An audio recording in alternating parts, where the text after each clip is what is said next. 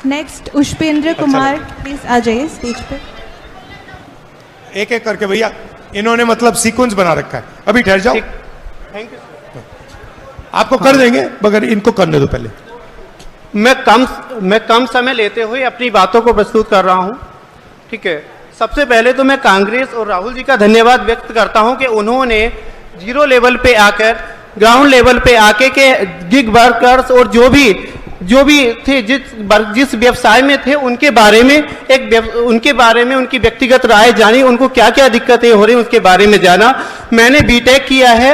BTech करने के बाद मैंने कोशिश की कि मुझे जॉब मिले, मुझे प्राइवेट जॉब मिली, लेकिन वो कुछ टाइम बाद छूट गई। उसके बाद मैंने अपनी एक टैक्सी निकाली। टैक्सी निकालने के साथ साथ मैंने ड्राइविंग का काम किया। मैं एक ओला उबर में गाड़ी चलाता हूं और स्थिति ऐसी है कि ओला उबर अगर हम दिन में 3,000 रुपए का काम करते हैं तो उसमें से 30% कमीशन ओला उबर ले लेती है। अब हमारे पास अगर 3,000 का काम किया, उसका 30% निकाल दीजिए, उसमें से 800-700 रुपए की सीएनजी लग जाती है और उसमें फिर आपका डेली का उसका मेंटेन एनुअल चार्ज सब मिला के अगर हम कैलकुलेट करें तो हमारे पास 300 से 300, 350, 400 रुपए की बचत होती है एक दिन में।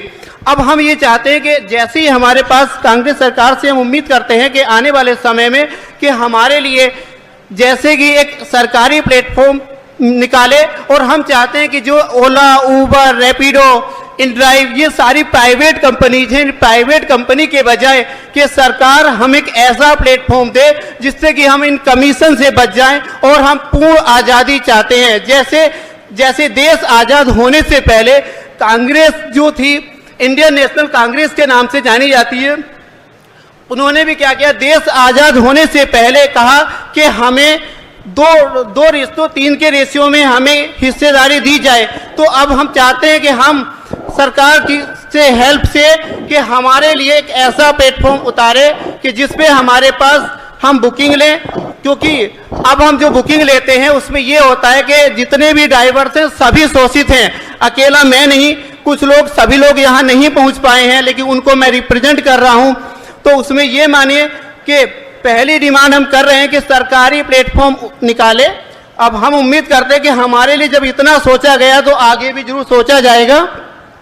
दूसरी डिमांड है कि उस पर कमीशन जो काटती है ये प्राइवेट कंपनी, ये कमीशन ना काट के उस पर से फिक्स चार्ज काटे कि हमारी ड्राइव लोकल में है या आपका आउट स्टेशन की है। तीसरी डिमांड हम करते हैं कि जब किसानों को केसीसी लोन 3%, 4% पे केसीसी लोन दिया जाता है, जब हम बीटेक, एमटेक, कोई बीएससी, एमएससी करने के लिए मजबूरी, किसी का सपना नहीं होता है। मैंने जब बीटेक में एडमिशन लिया तो मेरा भी सपना नहीं था कि मैं टैक्सी चलाऊं, लेकिन मजबूरन जब स्थिति ऐसी आ पड़ी है तो मुझे चलानी पड़ रही है। उसके बाद भी इन कंपनी का कमीशन इतना है कि हम अपनी सर्वाइव लाइफ को अच्छे से नहीं जी सकते। तो मैं आग्रह करूंगा कि जैसे ही सर की कांग्रेस सरकार आए, और मैं चाहता हूं कि हमारे लिए एक ऐप बनाए और उस पर फिक्स चार्ज काटे। हम 3 डिमांड कर रहे हैं, मैं दोबारा से पढ़ देता हूं सभी लोगों के सामने कि सरकार एक सरकारी प्लेटफॉर्म उतारे ओला उबर की तरह पूरे भारत में, ना कि दिल्ली में।